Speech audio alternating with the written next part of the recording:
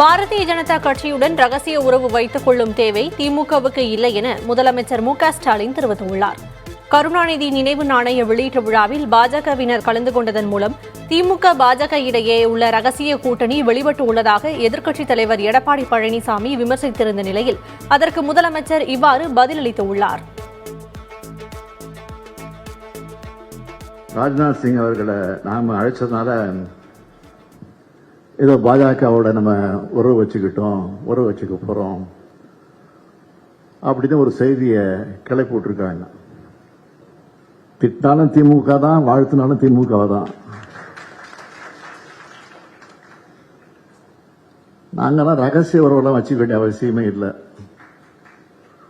அம்மையார் இந்திரா காந்தி அவர்களை சொன்னாங்க, கலைஞரை பொறுத்த வரைக்கும் திமுக பொறுத்த வரைக்கும் எதிர்த்தாலும் கொள்கையோடு எதிர்ப்பார், ஆதரித்தாலும் கொள்கையோடு ஆதரிப்பார் என்று சொல்லியிருக்கிறார். அதே போன்னே போதுங்கிறது.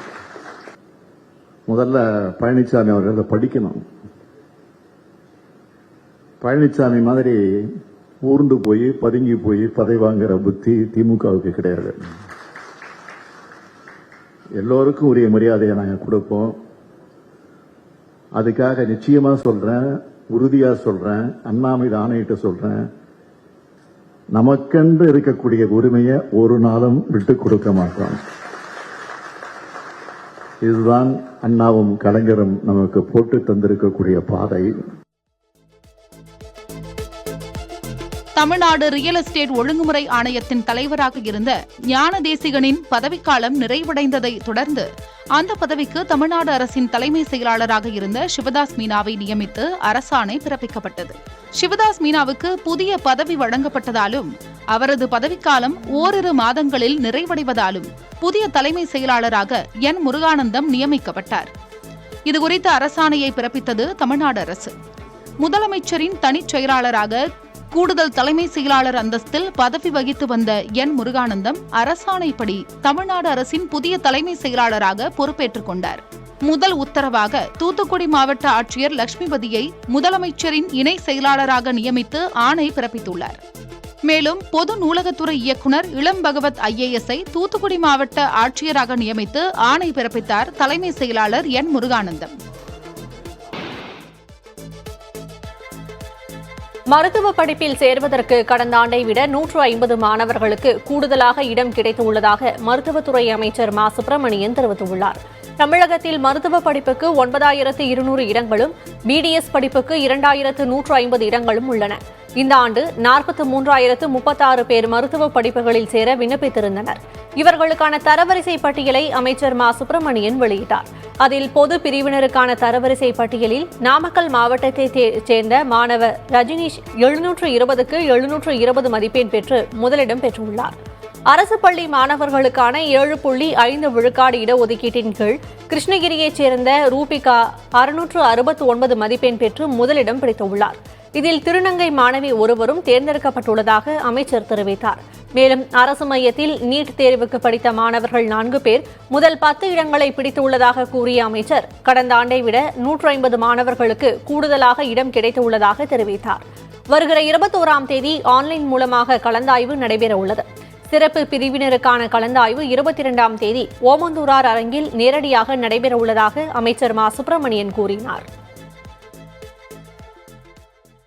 இந்த வருடத்தை பொறுத்தவரை கடந்த ஆண்டு இருந்த மாணவர்களின் எண்ணிக்கையை காட்டிலும் 150 மாணவர்கள் கூடுதலாக சேர்க்கும் வாய்ப்பு கிடைக்கப்பட்டிருக்கிறது. அதில் 50 அன்னை மருத்துவக் கல்லூரி 50 மாணவர்களும், கன்னியாகுமரியில் இருக்கிற medical mission and research centre என்கின்ற கல்லூரியிலிருந்து ஒரு 100 ஆக மொத்தம் 150 இடங்கள் கூடுதலாக கிடைக்கப்பட்டிருக்கிறது. தமிழ்நாட்டில் இருக்கிற ஒட்டுமொத்தமான எம்பிபிஎஸ்க்கான இடங்கள் 9200. பிடிஎஸ் என்று சொல்லக்கூடிய பல் மருத்துவத்திற்கான இடங்கள் 2150 அரசின் சார்பில் துவங்கப்பட்டது. அரசின் சார்பில் அரசு மாணவர்களுக்கு பயிற்சி அளிப்பதற்கென்றே பிரத்யேகமாக தொடங்கப்பட்ட அந்த அமைப்பின் சார்பில் முதல் 10 மாணவர்களில் இன்றைக்கு அங்கிருந்து மட்டுமே 4 மாணவர்கள் தேர்வாகி அந்த மையத்திற்கு பெருமை சேர்த்திருக்கிறார்கள். சட்டமன்ற தேர்தலில் நாம் களத்தில் 2026ஆம் ஆண்டின் சட்டப்பேரவை தேர்தலில் 5 முனை போட்டி இருக்கும் என்பதால் அதை எதிர்கொள்ள அதிமுகவினர் தயாராக இருக்க வேண்டும் என முன்னாள் அமைச்சர் செங்கோட்டையன் அறிவுறுத்தியுள்ளார். ஈரோடு மாவட்ட அதிமுக ஊராட்சி தலைவர்கள் உள்ளிட்ட மக்கள் பிரதிநிதிகள், கட்சியின் ஒன்றிய குழு உறுப்பினர்கள் உள்ளிட்டோருடன் செங்கோட்டையன் ஆலோசனை நடத்தினார். பவானிசாகர் அதிமுக எம்எல்ஏ பண்ணாரி தலைமையில் சத்தியமங்கலத்தில் நடைபெற்ற இந்த கூட்டத்தில் 100க்கும் அதிகமானோர் பங்கேற்றனர். இதில் பேசிய செங்கோட்டையன், ஊராட்சி தலைவர்களாக 80 விழுக்காடு நபர்கள் அதிமுகவினர்தான் இருப்பதாகவும் இதே நிலை நீடிப்பதற்காக கடினமாக உழைக்குமாறும் அறிவுறுத்தினார். தமிழ்நாட்டில் புதிதாக ஒரு கட்சியின் கொடியும் சின்னமும் அறிவிக்கப்பட உள்ளதால் வரும் சட்டப்பேரவை தேர்தலில் 5 முனை போட்டி நிலவும் என்று நடிகர் விஜயின் தமிழக வெற்றிக் கழகம் கட்சியை செங்கோட்டையன் மறைமுகமாக சுட்டிக்காட்டினார். விஜயின் கட்சியால் அதிமுகவுக்கான வாக்குகள் சிதறாமல் இருக்க உழைக்குமாறும் அவர் அறிவுறுத்தினார்.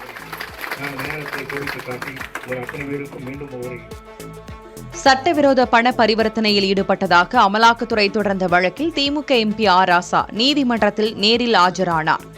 வருமானத்திற்கு அதிகமாக 5,53,00,000 ரூபாய் சொத்து சேர்த்ததாக ஆர் ராசா மீது கடந்த 2015ஆம் ஆண்டு சிபிஐ வழக்கு பதிவு செய்தது. இதை அடிப்படையாக கொண்டு ஆர் ராசா, அவரது நண்பர் கிருஷ்ணமூர்த்தி உள்ளிட்டோர் மீது அமலாக்கத்துறை வழக்கு பதிந்தது. இவ்வழக்கு சென்னையில் உள்ள சிபிஐ சிறப்பு நீதிமன்றத்தில் விசாரணைக்கு வந்தது. அப்போது ஆர் ராசா உள்ளிட்டோர் நேரில் ஆஜராகினர். அவர்களுக்கு வழக்கு ஆவணங்களை வழங்க உத்தரவிட்ட நீதிபதி எழில்வேலன் விசாரணையை செப்டம்பர் 18ஆம் தேதிக்கு ஒத்திவைத்தார். இதனிடையே அடுத்த விசாரணைக்கு ஆஜராவதிலிருந்து விலக்கு அளிக்குமாறு ஆர் ராசா சார்பில் மனு தாக்கல் செய்யப்பட்டது. இதுகுறித்து அமலாக்கத்துறை பதிலளிக்க நீதிபதி உத்தரவிட்டார். நாம் தமிழர் கட்சியினருக்கும் திருச்சி எஸ்பி வருண்குமாருக்கும் இடையே சமூக வலைதள பதிவுகள் மூலமான மோதல் முற்றி வரும் நிலையில் சம்பந்தப்பட்ட அனைவரையும் சட்டத்தின் முன் நிறுத்தப் போவதாக வருண்குமார் சூளுரைத்துள்ளார். திருச்சி அருகே கொம்பன் ஜெகன் என்பவர் காவல்துறையினரால் சுட்டுக் கொல்லப்பட்டார். இதன் பிறகு திருச்சி எஸ்பி வருண்குமாருக்கு கொலை மிரட்டல் விடுத்தும் அவதூறாக சமூக வலைதளங்களிலும் பதிவுகள் அதிகரித்தன. இதுபற்றி எஸ்பி அளித்த புகாரின் பேரில் நாம் தமிழர் கட்சியைச் சேர்ந்த 22 பேர் மீது தில்லை நகர் காவல்துறையினர் வழக்கு பதிவு செய்தனர். நாம் தமிழர் கட்சியின் தலைமை ஒருங்கிணைப்பாளர் சீமான், மாநில நிர்வாகிகள் சாட்டை துரைமுருகன், இடும்பவனம் கார்த்தி ஆகியோர் மீதும் வழக்கு பதிவு செய்தனர். எனினும் எஸ்பி வருண்குமாரையும் அவரது குடும்பத்தினரையும் அவதூறாக விமர்சித்து சமூக வலைதளங்களில் பதிவுகள் வெளியாகின. இவர்களை தூண்டிவிட்டவர்களை சட்டத்தின் முன் நிறுத்தப் போவதாக எஸ்பி வருண்குமார் தனது எக்ஸ் பக்கத்தில் பதிவிட்டுள்ளார். செல்வகாந்தன் என்பவரும் அவரது முதலாளியும் விரைவில் பிடிபடுவார்கள் என்றும் பதிவிட்டுள்ளார். திருச்சி எஸ்பிக்கு ஆதரவாகவும் ஆபாச பதிவுகளை கண்டித்தும் கரூர் காங்கிரஸ் எம்பி ஜோதிமணி தனது எக்ஸ் பக்கத்தில் பதிவிட்டுள்ளார்.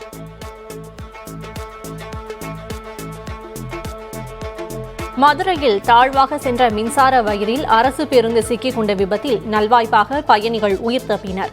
மதுரை பெரியார் பேருந்து நிலையத்தில் இருந்து திருப்பரங்குன்றம் நோக்கி அரசு பேருந்து சென்று கொண்டிருந்துள்ளது. அப்போது மூலக்கரை சாலையில் தாழ்வாக சென்ற மின்சார வயரில் பேருந்து சிக்கிக் கொண்டது. அதிகாலை நேரம் பயணிகள் குறைவாக இருந்த காரணத்தினால் பெரும் விபத்து தவிர்க்கப்பட்டது. சாலையை உயர்த்தும் போது மின்சார வயரையும் மேலே உயர்த்தாததால் விபத்து நிகழ்ந்திருப்பது தெரியவந்துள்ளது. இந்நிலையில் மின்சார வயரை சீரமைக்கும் பணியில் ஊழியர்கள் ஈடுபட்டுள்ளனர். முன்னதாக அண்மையில் நீலகிரி மாவட்டம் கோத்தகிரி பகுதியில் அறுந்து கிடந்த மின்கம்பி மீது அரசு பேருந்து உரசியதில் ஓட்டுநர் உயிரிழந்தார். தாம்பரம் ரயில் முனையத்தை சர்வதேச அளவில் தரம் உயர்த்துவதற்காக கடந்த 3ஆம் தேதி முதல் மறுசீரமைப்பு பணிகள் தொடங்கின. இதற்காக மின்சார ரயில்கள் மற்றும் வெளியூர் ரயில்களின் கால அட்டவணை மாற்றப்பட்டது. செங்கல்பட்டு கடற்கரை இடையிலான மின்சார ரயில் சேவை குறைப்பினால் பள்ளி, கல்லூரி மாணாக்கர், பணிக்கு செல்லும் ஊழியர்கள் உள்ளிட்டோர் தவித்து போயினர். மாற்று ஏற்பாடாக சிறப்பு பேருந்துகள் இயக்கப்பட்டாலும் போதிய எண்ணிக்கையில் பேருந்துகள் இல்லை என குற்றச்சாட்டு எழுந்தது. ஜிஎஸ்டி சாலையில் வாகன நெரிசல் நிலவியது. 3ஆம் தேதியிலிருந்து நேற்று வரையிலான 16 நாட்களும் மிகுந்த சிரமத்துடன் கடந்தன. இந்நிலையில் தாம்பரத்தில் மறுசீரமைப்பு பணிகள் முழுவதும் நிறைவு பெற்று ரயில் சேவைகள் வழக்கம் போல தொடங்கின. 7 மற்றும் 8வது நடைமேடைகள் 24 ரயில் பெட்டிகள் நிற்கும் அளவிற்கு நீட்டிக்கப்பட்டுள்ளது. இதனால் பேட்டரி கார்களை எளிதில் இயக்கலாம். புதிதாக அமைக்கப்பட்ட 9 மற்றும் 10வது நடைமேடைகளில் புதிய தண்டவாளங்கள் பொருத்தி முடிக்கப்பட்டுள்ளன. இருக்கைகள், விளக்குகள், டிஜிட்டல் கோச் பொசிஷன் போர்டுகளை அமைத்த பிறகு பயன்பாட்டிற்கு வரும். அதிக தண்டவாள கிராசிங்குகள் இருந்ததால் விரைவு ரயில்கள் தாம்பரத்தை கடக்கும் போது 15 கிலோமீட்டர் வேகத்தில் இயக்கப்பட்டன. தற்போது 50 கிலோமீட்டர் வேகத்தில் ரயில்களை இயக்கலாம். 10 நாளில் ஒரு சில ட்ரெயினுங்க வந்திருந்தது, சில ட்ரெயின் வரல. அதுக்கப்புறம் ஒரு 5 நாள் கம்ப்ளீட்டு ட்ரெயின் இங்கே நிற்கலை, லோக்கல் ட்ரெயின் போயிருந்தது. அதனால் எங்களுக்கு கொஞ்சம் பாதிப்பு, ஒரு 10 நாளாக எங்களுக்கு வருமானம் பாதிப்பாக இருந்தது. இப்போ இன்னிலேருந்து போகுது, எல்லாம் கிளியராக இருக்குது, எந்த பிரச்சனையும் கிடையாது. இன்னும் நார்மலாகிடுச்சு. இல்லை, டெய்லி தாம்பரத்துலேருந்து ஹைகோர்ட் வரைக்கும் போனேன். தாம்பரத்துலேருந்து பஸ்ஸு பிடிச்சி திருப்பி மீனம்பாக்கம் கஷ்டமாக தான் இருந்தது. என்ன பண்ண தாம்பரம் மீனம்பாக்கம் மீனம்பாக்கத்துலேருந்து திருப்பி மெட்ரோ ட்ரெயின் பிடிச்சி அங்கேருந்து இப்போ மிகவும் கஷ்டமாக தான் இருந்தது. இப்போ இனிமேல் விட்றாங்கன்னா நல்ல சந்தோஷமாக தான் இருக்குது. நீண்ட நாட்களுக்கு பிறகு சென்னையில் தங்கம் மற்றும் வெள்ளி விலையில் மாற்றம் இல்லை. இன்று காலை நிலவரப்படி 22 கேரட் ஆபரண தங்கம் விலையில் மாற்றம் இல்லாமல் 1 கிராம் 6,670 ரூபாய்க்கும் 1 சவரன் 53,360 ரூபாய்க்கும் விற்பனை செய்யப்படுகிறது. வெள்ளி 1 கிராம் 91 ரூபாய்க்கு விற்பனை செய்யப்படுகிறது. முன்னதாக கடந்த மே மாதம் 20ஆம் தேதி தங்கம் இதுவரை இல்லாத அளவாக 1 சவரன் 55,200 ரூபாய்க்கு விற்கப்பட்டது. மே மாதம் 29ஆம் தேதி முன் எப்போதும் இல்லாத அளவாக வெள்ளி 1 கிராம் 102 ரூபாய் 20 காசுகளுக்கு விற்பனையானது. தொடர்ச்சியாக தங்கம் மற்றும் வெள்ளி மீதான இறக்குமதி வரியை 15 விழுக்காட்டில் இருந்து 6 விழுக்காடாக குறைத்து மத்திய பட்ஜெட்டில் அரசு அறிவித்தது. இதன் எதிரொலியாக தங்கம் மற்றும் வெள்ளி விலை குறைந்தது. இந்த சூழலில் அமெரிக்கா பொருளாதார புள்ளி விவரங்கள் உள்ளிட்ட சர்வதேச நிகழ்வுகளால் தங்கம் மற்றும் வெள்ளி விலை ஏற்ற இறக்கங்களுடனேயே காணப்படுகிறது. மத்திய அமைச்சர் அஸ்வினி வைஷ்ணவ் வெளியிட்டுள்ள எக்ஸ் பதிவில் 2005ஆம் ஆண்டு வீரப்ப மொய்லி தலைமையில் அமைக்கப்பட்ட நிர்வாக சீர்திருத்த ஆணையத்தின் பரிந்துரைகளை சுட்டிக்காட்டியுள்ளார். சிறப்பு நிபுணத்துவம் தேவைப்படும் பணியிடங்களை நேரடி நியமனம் மூலம் நிரப்பலாம் என்ற அந்த பரிந்துரையை பாஜக கூட்டணி அரசு தற்போது யுபிஎஸ்சி மூலம் வெளிப்படைத்தன்மையுடன் நடைமுறைப்படுத்தியுள்ளதாகவும் அஸ்வினி வைஷ்ணவ் குறிப்பிட்டுள்ளார். இந்த விவகாரத்தில் காங்கிரசின் இரட்டை வேடம் வெளிப்பட்டுவிட்டதாகவும் அவர் சாடியுள்ளார்.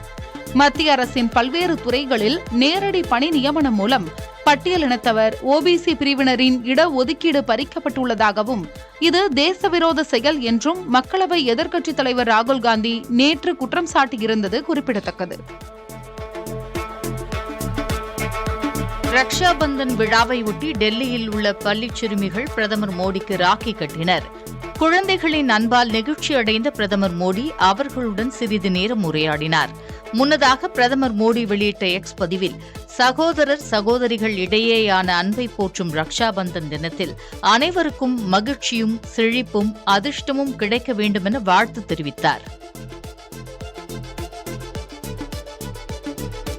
கேரள மாநிலம் வயநாடு நிலச்சரிவு பேரிடரால் பாதிக்கப்பட்ட மக்களுக்கு இழந்த வங்கி ஆவணங்களை மீண்டும் வழங்கும் சிறப்பு அதாலத் முகாம் நடைபெற்றது.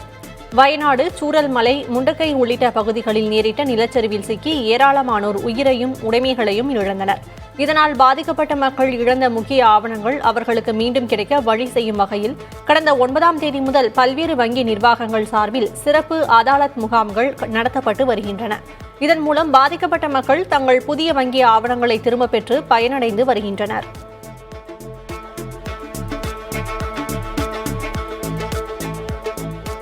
காப்பீட்டுத் துறையில் அந்நிய நேரடி முதலீட்டிற்கான உச்சவரம்பை 100 விழுக்காடாக உயர்த்த மத்திய அரசு திட்டமிட்டுள்ளது. காப்பீட்டுத் துறையில் முதலீட்டை அதிகரிக்கும் நடவடிக்கைகளில் மத்திய அரசு ஈடுபட்டு வருகிறது. சர்வதேச பெருநிறுவனங்களும் இந்திய சந்தையில் கால் பதிக்க ஆர்வம் காட்டுவதால் அந்நிய முதலீட்டுக்கான உச்சவரம்பை 74 விழுக்காட்டில் இருந்து 100 விழுக்காடாக உயர்த்துவதற்கான யோசனையை நிதித்துறை முன்வைத்துள்ளதாக கூறப்படுகிறது. இதற்கு காப்பீடு ஒழுங்குமுறை மற்றும் மேம்பாட்டு ஆணையமும் இசைவு தெரிவித்ததாக கூறப்படுகிறது. அதே நேரத்தில் இந்த நடவடிக்கையால் இந்திய நிறுவனங்கள் பாதிக்கப்படாத வகையில் சில விதிகளையும் உருவாக்க அதிகாரிகள் திட்டமிட்டுள்ளனர். அதன்படி காப்பீட்டு சட்டத்தில் மேற்கொள்ளப்பட வேண்டிய திருத்தங்களையும் அதிகாரிகள் முன்மொழிந்துள்ளதாக தகவல் வெளியாகியுள்ளது.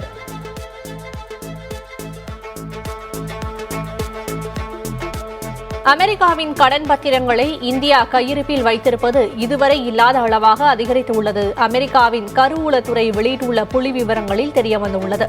இந்தியா 241.9 பில்லியன் மதிப்பில் அமெரிக்க கடன் பத்திரங்களில் முதலீடு செய்திருக்கிறது. அமெரிக்க கடன் பத்திரங்களில் அதிகளவாக ஜப்பான் 1.11 டிரில்லியன் மதிப்பிலும் சீனா 780 பில்லியன் டாலர்களும் முதலீடு செய்திருக்கின்றன. அமெரிக்கா கடன் பத்திரங்களில் அதிகளவு முதலீடு செய்த வரிசையில் இந்தியா 12வது இடத்தில் உள்ளது. உலகின் மிகப்பெரிய பொருளாதாரம் கொண்ட நாடாக விளங்கும் அமெரிக்காவின் கரன்சியை கொண்டே சர்வதேச நாடுகளில் பெருமளவு ஏற்றுமதி இறக்குமதி நடைபெறுகிறது. எனவே உலக நாடுகள் அமெரிக்க கரன்சியை கையிருப்பில் வைத்துக் கொள்ள இதுவும் காரணம். அதேபோலத்தான் அந்நாட்டின் கடன் பத்திரங்களிலும் உலக நாடுகள் முதலீடு செய்கின்றன.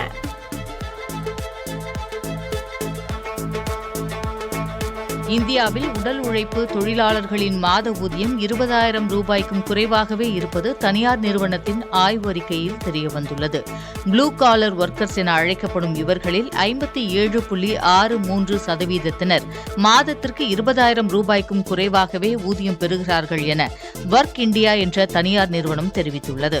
இதில் 29.34% உடல் உழைப்பு தொழிலாளர்கள் 20,000 ரூபாய் முதல் 40,000 ரூபாய் வரையிலும் ஊதியம் பெறுவதாக குறிப்பிடப்பட்டுள்ளது.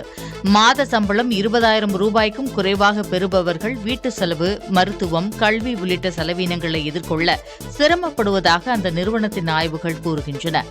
இந்தியாவில் அதிக அளவிலானோர் உடல் உழைப்பு தொழிலாளர்களாக இருக்கும் நிலையில் அவர்களுக்கு திறன் பயிற்சி அளிப்பது, ஊதிய உயர்வு வழங்குவது போன்ற சீரமைப்பு நடவடிக்கைகளை மேற்கொள்ள வேண்டியது அவசியம் என ஒர்க் இண்டியா நிறுவனத்தின் தலைமை செயல் அதிகாரி நிலேஷ் துங்கர்வால் தெரிவித்துள்ளார்.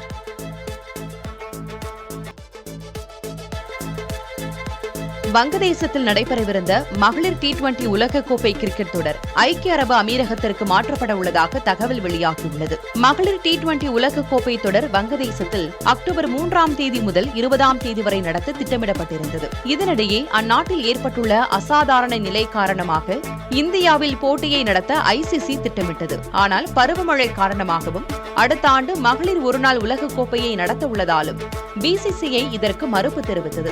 இதனால் தொடரை ஐக்கிய அரபு அமீரகத்திற்கு மாற்ற ICC முடிவு செய்துள்ளதாக தகவல் வெளியாகியுள்ளது.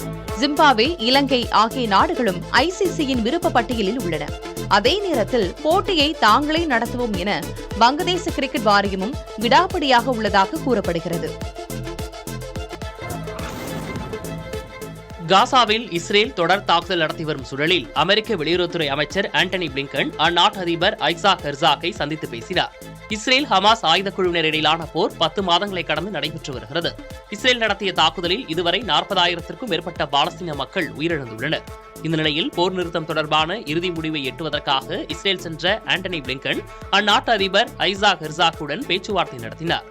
இதனைத் தொடர்ந்து இருவரும் கூட்டாக செய்தியாளர்களை சந்தித்தனர். அப்போது பேசிய பிளிங்கன் போர் நிறுத்தத்திற்கு இருதரப்பும் சம்மதிக்க வேண்டிய நேரம் இது என கூறினார். அமைதியையும் பாதுகாப்பையும் நிலைநாட்ட இதுவே கடைசி வாய்ப்பாக இருக்கக்கூடும் என்றும் பிளிங்கன் தெரிவித்தார்.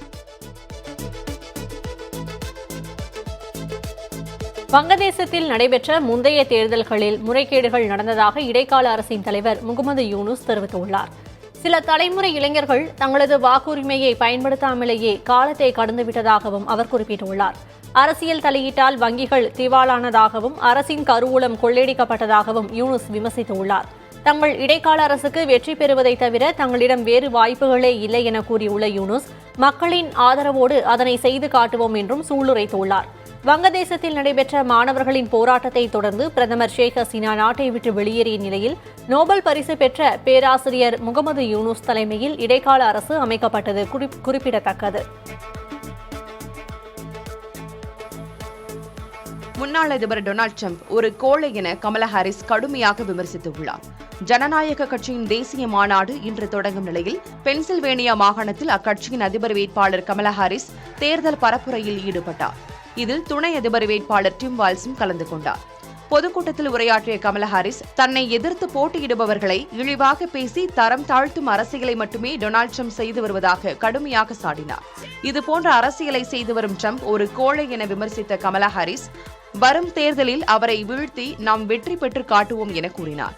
அமெரிக்க அதிபர் தேர்தலுக்கு இன்னும் சில மாதங்களே உள்ள நிலையில் 2 பிரதான அரசியல் கட்சி வேட்பாளர்களுக்கு இடையிலான தேர்தல் களம் சூடுபிடிக்க தொடங்கியுள்ளது.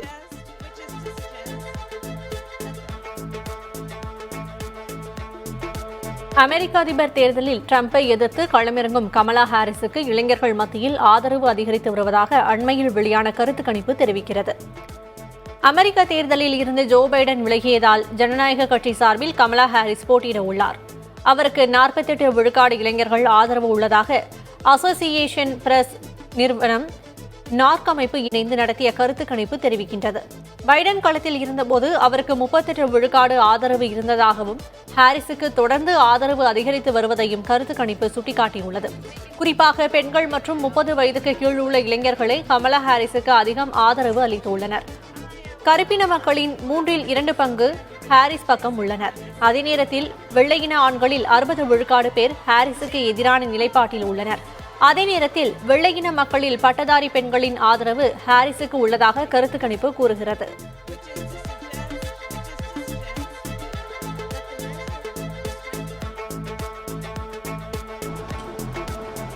அமெரிக்காவில் பெரும் எதிர்பார்ப்புக்கு மத்தியில் ஜனநாயக கட்சியின் தேசிய மாநாடு இன்று கூடுகிறது.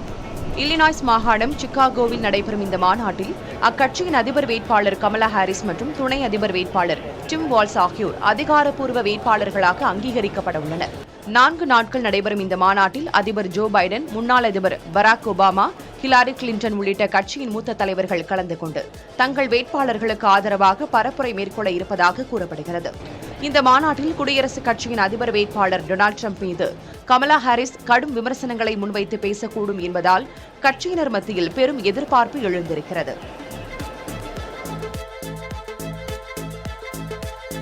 ரஷ்யாவின் கஸ்க் பகுதியில் உள்ள பாலத்தை யுக்ரைன் படைகள் குண்டு வீசி தகர்த்து உள்ளனர். சேம் நதியின் குறுக்கே அமைந்துள்ள இந்த பாலம் ராணுவ தடவாளங்களின் போக்குவரத்திற்கு பயன்படுத்தப்பட்டு வந்த நிலையில் தற்போது அதை தங்கள் படையினர் தகர்த்து உள்ளதாக யுக்ரைன் ராணுவ தலைமை தளபதி மைக்கோலோ ஓலெச்செக் தெரிவித்துள்ளார். அதோடு பாலத்தின் ஒரு பகுதி தகர்க்கப்படும் வீடியோ காட்சியையும் அவர் பகிர்ந்துள்ளார்.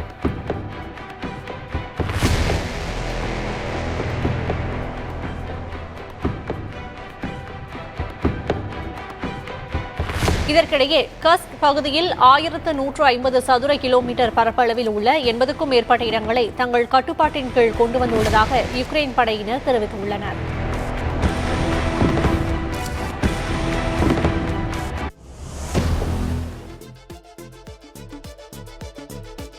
பிரேசில் நாட்டில் எக்ஸ் சமூக வலைதள அலுவலகத்தை மூடுவதாக அதன் உரிமையாளர் எலான் மஸ்க் அறிவித்துள்ளார்.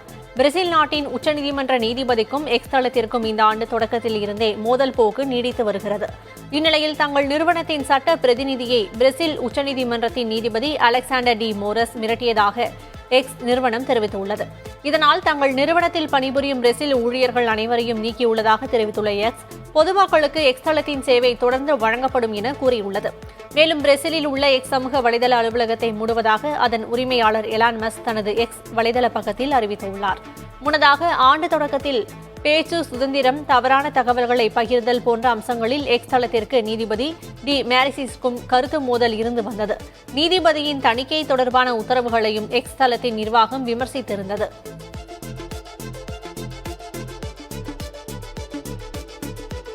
இலங்கையில் 13 ஆண்டுகளுக்கு பிறகு யானைகள் கணக்கெடுப்பு பணி நடைபெறுகிறது.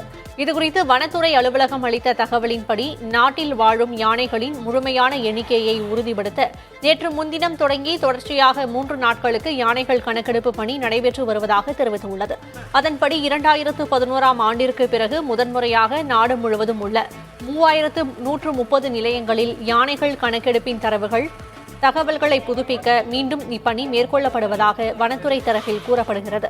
ஆசியாவில் யானைகள் வாழும் குறிப்பிட்ட சில நாடுகளில் ஒன்றாகியுள்ள இலங்கையில் யானைகளின் பாதுகாப்பு தேசிய கொள்கையாக பார்க்கப்படுவது குறிப்பிடத்தக்கது.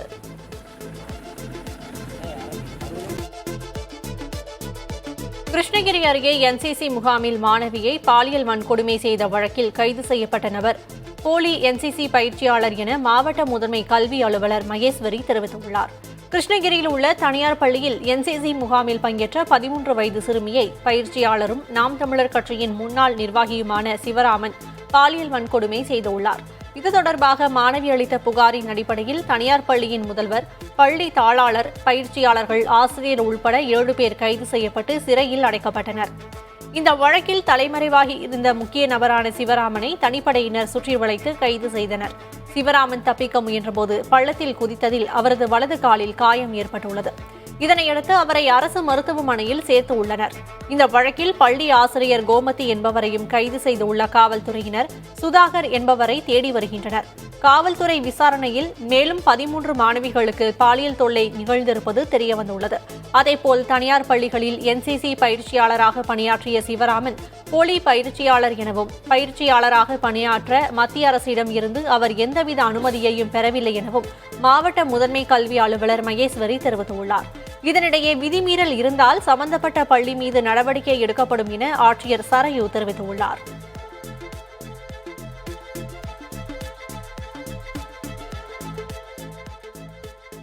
இந்த மாதிரி ஒரு ட்ரைனிங் கொடுக்கும்போது அவங்க யாரு ட்ரெயினர்ஸ் வர்றாங்க, ஸ்கூல் அத்தாரிட்டிஸ் இதெல்லாம் செக் பண்ணி தான் அவங்கள உள்ள அமைச்சிருக்கணும். அது அவங்க பண்ணாம இருந்திருக்காங்க. அதுக்கு கூட சேர்த்து தான் அவங்கள எல்லாருமே ஸ்கூல் அத்தாரிட்டிஸ் மேலே நம்ம நடவடிக்கை எடுத்திருக்கோம். இது மட்டுமல்ல, ஸ்கூல் டிபார்ட்மெண்ட் இதை பற்றி என்கொயரி ஸ்டார்ட் பண்ணியிருக்காங்க. ஸோ வேற என்னென்ன விதிமீறல் நடந்திருக்கோ அது டீட்டெயில்டா என்கொயரி பண்ணிட்டு ஸ்கூல் மேலேயும் நம்ம நடவடிக்கை எடுத்துருவோம். பேரண்ட்ஸ் சப்போஸ் அந்த ஸ்கூல்ல குழந்தைங்களை கண்டினியூ பண்ண விரும்பலைன்னா கூட அவங்களுக்கு மாற்று ஏற்பாடு பண்றதுக்கு நம்ம அரேஞ்ச்மெண்ட்ஸ் எல்லாமே பண்ணியிருக்கோம். இப்போ எங்களோட மெயின் ப்ரையாரிட்டின்னு சொல்றது குழந்தைங்களுக்கு கவுன்சிலிங் கொடுக்கறது. ஸோ ஃபர்ஸ்ட் ஸ்டெப்பா இந்த ஸ்கூல்ல குழந்தைங்களை கவுன்சிலிங் பண்ணி அவங்க நார்மல் அவங்க முன்னாடி எப்படி இருந்தாங்களோ அந்த மாதிரி கொண்டு வர்றதுக்காக நாங்க முயற்சி எடுக்க போறோம். ஆவணி மாத பௌர்ணமி வழிபாட்டுக்காக ஏராளமான பக்தர்கள் திருச்செந்தூரில் குவிந்தனர். பௌர்ணமி நாட்களில் திருச்செந்தூர் சுப்பிரமணிய சுவாமியை தரிசனம் செய்ய லட்சக்கணக்கான பக்தர்கள் வருகை தந்த வண்ணம் உள்ளனர். அந்த வகையில் ஆவணி மாத பௌர்ணமியை முன்னிட்டு காலை முதலே திருச்செந்தூர் முருகனை தரிசனம் செய்ய பக்தர்கள் குவிந்தனர். கடலில் புனித நீராடிய பக்தர்கள் சுமார் 3 மணி நேரத்திற்கு மேலாக காத்திருந்து முருகரை தரிசித்தனர். திருச்செந்தூர் கடற்கரை, நாழிக்கிணறு, கோயில் வளாகம், வள்ளிக்குகை, பேருந்து நிலையம், முடி காணிக்கை செலுத்தும் பகுதி என அனைத்து இடங்களிலும் பக்தர்களின் கூட்டம் அலைமோதியது. பக்தர் ஒருவர் 21 அடி கொண்ட வேல் ஒன்றை அலகு குத்தி தரிசிக்க வந்தது பார்ப்போரை பக்தி பரவசத்தில் ஆழ்த்தியது.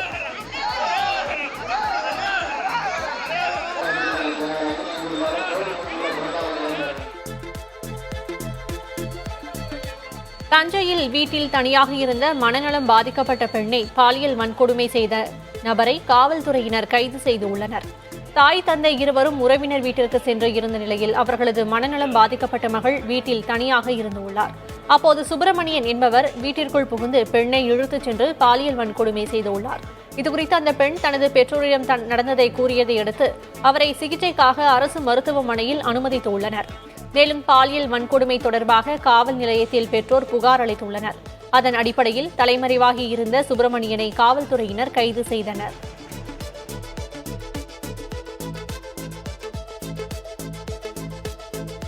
திருச்சி பன்னாட்டு விமான நிலைய புதிய முனையத்திற்கு பேருந்து சேவை தொடங்கப்பட்டுள்ளது. பிரதமர் மோடியால் திறந்து வைக்கப்பட்ட புதிய முனையம் திருச்சி புதுக்கோட்டை தேசிய நெடுஞ்சாலையிலிருந்து 1.5 கிலோமீட்டர் தூரத்தில் அமைந்துள்ளது. சொந்த வாகனம் இல்லாதவர்கள் நெடுஞ்சாலையில் இருந்து நடந்தே செல்லும் நிலை இருந்தது. பயணிகளின் கோரிக்கையை தொடர்ந்து தற்போது திருச்சி மத்திய பேருந்து நிலையத்திலிருந்து புதிய முனையத்திற்கு நாள்தோறும் 3 முறை அரசு பேருந்து சேவை தொடங்கப்பட்டுள்ளது. இதனை அமைச்சர் KN நேரு தொடங்கி வைத்தார். இதேபோன்று விமான நிலையத்திலிருந்து ஸ்ரீரங்கம், சமயபுரம் பகுதிகளுக்கும் பேருந்துகள் இயக்கப்படுகின்றன. அதே நேரத்தில் தேசிய நெடுஞ்சாலை வழியாக செல்லும் அனைத்து பேருந்துகளையும் புதிய முனையத்திற்கு இயக்க வேண்டுமென பயணிகள் வலியுறுத்தியுள்ளனர். சீர்காழி சுற்றுவட்டார பகுதிகளில் பருத்தி மகசூல் கடுமையாக பாதிக்கப்பட்டுள்ளதால் தனியார் விதை நிறுவனத்திடம் உரிய நிவாரணம் பெற்றுத்தர விவசாயிகள் கோரிக்கை வைத்துள்ளனர். அரசன்குப்பம், எருமல், எடக்குடி, வடபாதி, சாந்தபுத்தூர், கொண்டத்தூர் உள்ளிட்ட கிராமங்களில் தனியார் விதை நிறுவனத்திடம் இருந்து விதை வாங்கி 200 ஏக்கர் அளவில் விவசாயிகள் பருத்தி சாகுபடி செய்தனர்.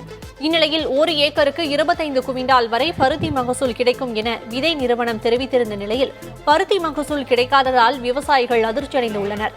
ஏக்கருக்கு 40,000 ரூபாய் வரை செலவு செய்த விவசாயிகள் செய்வதறியாது தவித்து வருகின்றனர். தனியார் நிறுவனத்தில் இருந்து உரிய இழப்பீட்டை பெற்றுத்தர விவசாயிகள் வேளாண் துறை அதிகாரிகளுக்கு கோரிக்கை வைத்துள்ளனர்.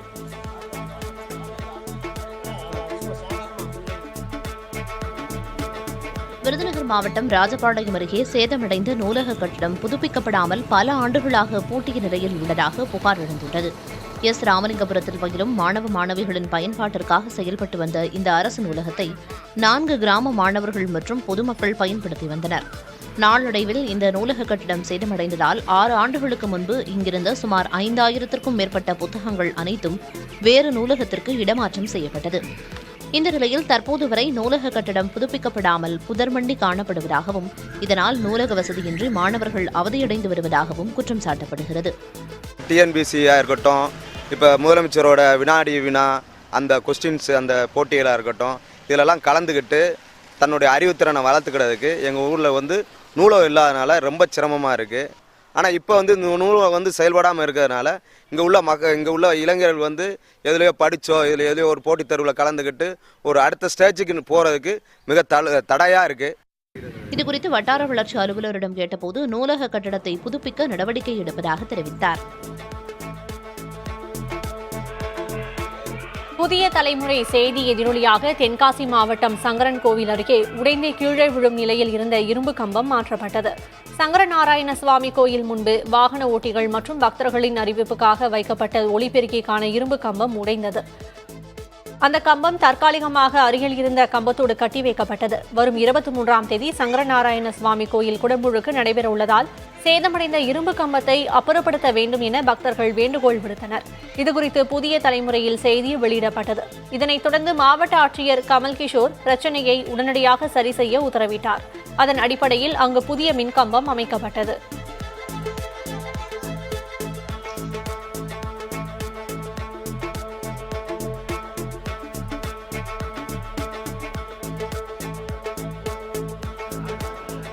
மதுரை மேலூரில் ஆவணி மாத பிறப்பை முன்னிட்டு ஆட்டுச்சந்தை களை கட்டியது. சந்தைப்பேட்டை பகுதியில் வாரந்தோறும் நடைபெறும் இச்சந்தைக்கு மதுரை, ராமநாதபுரம், தேனி, சிவகங்கை, திருச்சி உள்ளிட்ட பல்வேறு மாவட்டங்களில் இருந்தும் வியாபாரிகள் குவிந்தனர். ஆவணி மாதம் முதல் வாரம் என்பதால் 8 முதல் 10 கிலோ எடை கொண்ட ஆட்டின் விலை சராசரியாக 10,000 ரூபாய் முதல் 12,000 ரூபாய் வரை அதிக விலை போனது. அதன்படி 1 கோடி ரூபாய் வரை ஆடுகள் வர்த்தகம் நடைபெற்றதாக கூறப்படும் நிலையில் கால்நடை வளர்ப்பு விவசாயிகள் மகிழ்ச்சி அடைந்தனர். தேனி மாவட்டம் ஆண்டிப்பட்டியில் இன்று நடைபெற்ற ஆட்டுச்சந்தையில் 1 கோடி ரூபாய்க்கு மேல் ஆடுகள் விற்பனையானது. ஆவணி மாதம் பிறந்ததை அடுத்து வாரந்தோறும் நடைபெறும் இந்த சந்தைக்கு விற்பனைக்காக கொண்டுவரப்பட்ட ஆடுகளை முகூர்த்தம் உள்ளிட்ட விசேஷ நிகழ்ச்சிகளுக்காக பல்வேறு மாவட்ட வியாபாரிகள் போட்டி போட்டுக் கொண்டு வாங்கிச் சென்றனர்.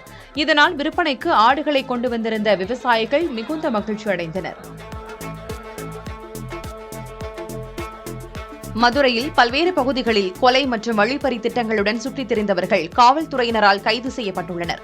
மதுரையில் அடுத்தடுத்த கொலை சம்பவங்கள் நடந்து வரும் நிலையில் குற்றத்தடுப்பு நடவடிக்கையாக காவலர்கள் தீவிர ரோந்து பணி மற்றும் வாகன சோதனைகளில் ஈடுபட்டு வருகின்றனர். அந்த வகையில் மதுரை மாநகர பகுதிகளான சோலை அழகுபுரம், வைகைக்கரை, கரிமேடு உள்ளிட்ட பகுதிகளில் கொலை, வழிப்பறி செய்யும் நோக்கத்தோடு சுற்றித் திரிந்த 7 நபர்கள் கைது செய்யப்பட்டுள்ளனர். மலையாள பாண்டி, தினேஷ், வால்டர் முருகன், காளிதாஸ், சந்தோஷ், வசந்தகுமார் மற்றும் தனுஷ்கோடி ஆகியோரை கைது செய்து அவர்களை விசாரணைக்கு காவல்துறையினர் அழைத்துச் சென்றனர். ஒரே நாளில் 7 நபர்கள் கைது செய்யப்பட்டது மதுரை மாநகரில் பரபரப்பை ஏற்படுத்தியது. காஞ்சிபுரம் மாவட்டம் சோமங்கலம் அருகே சாலை விபத்தில் இளைஞர் ஒருவர் உயிரிழந்தார். சென்னையில் தனியார் நிறுவனத்தில் வேலை செய்து வந்த தஞ்சாவூரைச் சேர்ந்த ஐயப்பன் மற்றும் கந்தவேல் ஆகிய இருவரும் வண்டலூர் மீஞ்சூர் வெளிவட்ட சாலையில் இருசக்கர வாகனத்தில் நைட் ரைடு சென்றுள்ளனர். இருவரும் வரதராஜபுரம் சுங்கச்சாவடி பகுதியில் வந்தபோது சாலையோரம் இருந்த தடுப்பில் மோதி தூக்கி வீசப்பட்டனர். இந்த விபத்தில் ஐயப்பன் நிகழ்விடத்திலேயே பரிதாபமாக உயிரிழந்தார். கந்தவேல் சிறு காயங்களுடன் உயிர் தப்பினார். இந்த விபத்து குறித்து வழக்கு பதிவு செய்த காவல்துறையினர் விசாரித்து வருகின்றனர். நெல்லையிலிருந்து கடையம் நோக்கி வந்த தனியார் பேருந்து கட்டுப்பாட்டை இழந்து விபத்திற்குள்ளானது. இன்று காலை வழக்கம் போல் கடையம் நோக்கி சென்று கொண்டிருந்த தனியார் பேருந்து பொட்டல்புதூர் பகுதியில் வரும்போது திடீரென கட்டுப்பாட்டை இழந்ததாக கூறப்படுகிறது. இதனால் வளைவில் திரும்ப வேண்டிய இந்த பேருந்து எதிரே இருந்த பள்ளிவாசல் நுழைவாயிலில் இருந்த கல்லில் மோதி நின்றது. இந்த விபத்தில் ஒரு பெண் காயமடைந்த நிலையில் பயணிகள் காயமின்றி தப்பினர்.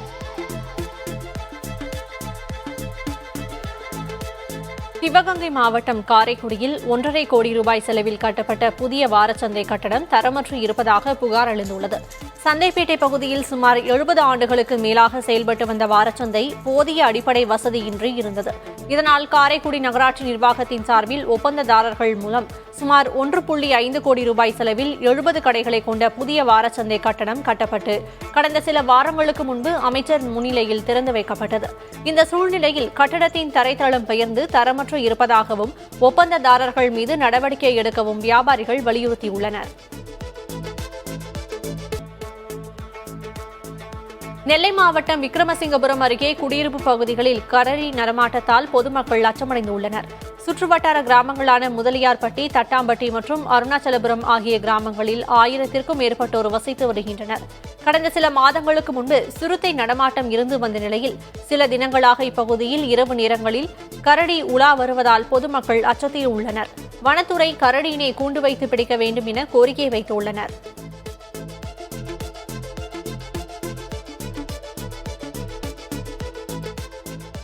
மயிலாடுதுறையில் பெண் குழந்தைகளின் பாதுகாப்பு மற்றும் கல்வியை வலியுறுத்தி மினி மாரத்தான் நடைபெற்றது. பெண் குழந்தைகளை பாதுகாப்போம் கற்பிப்போம் என்ற திட்டத்தின் கீழ் ஆட்சியர் தொடங்கி வைத்த பெண் குழந்தைகளுக்கான இப்போட்டியில் குழந்தைகளின் பாலினம் அறிந்து கொள்ளப்படுவதை தடுத்தல், பெண் குழந்தைகள் பிறப்பினை உறுதி செய்து அவர்களின் கல்வித்திறன் மேம்படுத்துதல் மற்றும் பாதுகாப்பு போன்றவை குறித்து வலியுறுத்தப்பட்டது. இப்போட்டியில் 11 வயது முதல் 21 வயது வரை உள்ள மாணவிகள் ஆர்வமுடன் பங்கேற்ற நிலையில் முதல் 3 இடங்களை பிடித்தவர்களுக்கு பாராட்டுச் சான்று வழங்கப்பட்டது.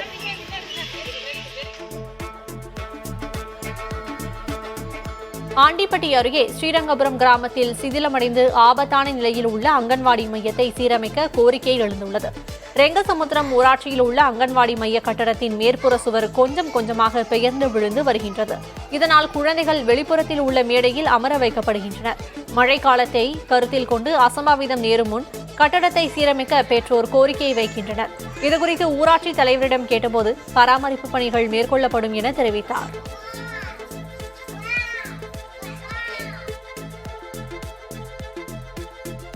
சூப்பர் ஸ்டார் ரஜினிகாந்த் நடிப்பில் உருவாகியுள்ள வேட்டையன் திரைப்படம் அக்டோபர் 10ஆம் தேதி வெளியாகிறது. கடந்த ஆண்டு ஆகஸ்ட் மாதம் வெளியாகி அபார வெற்றி பெற்ற ஜெயிலர் திரைப்படத்தை தொடர்ந்து ரஜினிகாந்த் நடித்துள்ள திரைப்படம் வேட்டையன். ஜெய்பீம் இயக்குநர் இயக்கியுள்ள இந்த திரைப்படத்தை லைகா புரொடக்ஷன் நிறுவனம் தயாரித்துள்ளது. அமிதாப் பச்சன், ஃபஹத் ஃபாசில், மஞ்சு வாரியார் உள்ளிட்ட வெவ்வேறு மொழிகளில் புகழ்பெற்ற கலைஞர்கள் வேட்டையன் திரைப்படத்தில் நடித்துள்ளனர். இந்த திரைப்படம் ஆயுத பூஜை விடுமுறையை குறிவைத்து அக்டோபர் 10ஆம் தேதி வெளியாகிறது என்று தயாரிப்பு நிறுவனம் அறிவித்துள்ளது. சிவா இயக்கத்தில் சூர்யா நடித்துள்ள கங்குவா திரைப்படமும் இதே நாளில் வெளியாவதாக ஏற்கனவே அறிவிக்கப்பட்டுள்ளது. ரஜினிகாந்தின் அண்ணாத்த திரைப்படத்தை இயக்கிய சிவா இந்த முறை சூர்யாவின் கங்குவாவை இயக்கியுள்ளார். சூர்யாவின் ஜெய்பீம் திரைப்படத்தை இயக்கிய ஞானவேல் இந்த முறை ரஜினிகாந்தின் வேட்டையனை இயக்கியுள்ளார். இப்படி ஒரு அழகிய வியப்புடன் 2 திரைப்படங்களும் அக்டோபர் 10ஆம் தேதி வெளியாக உள்ளன.